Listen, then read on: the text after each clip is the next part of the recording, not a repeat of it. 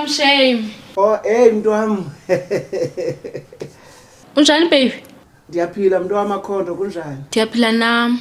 Hayibo uhlele ntwana. Hayi wona baby ubona ndihlela apha nje ndiyacinga uba ndizawudibanisa ntoni nantoni ze ndiyitye kaloku. Hayibo.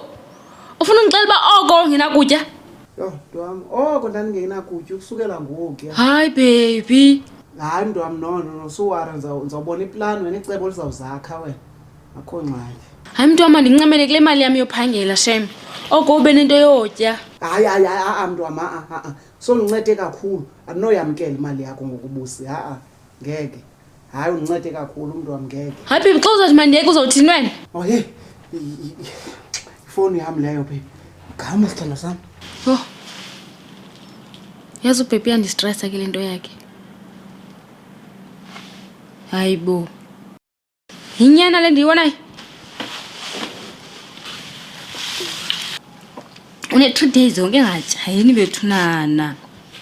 Yho.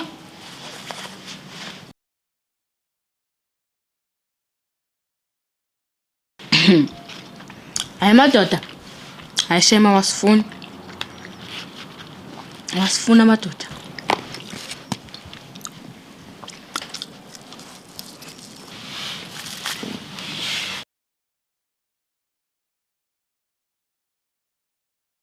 Hey mntu wam, inobuso upenika ngo. Qondiyo hayi noba uyapenika kule khona.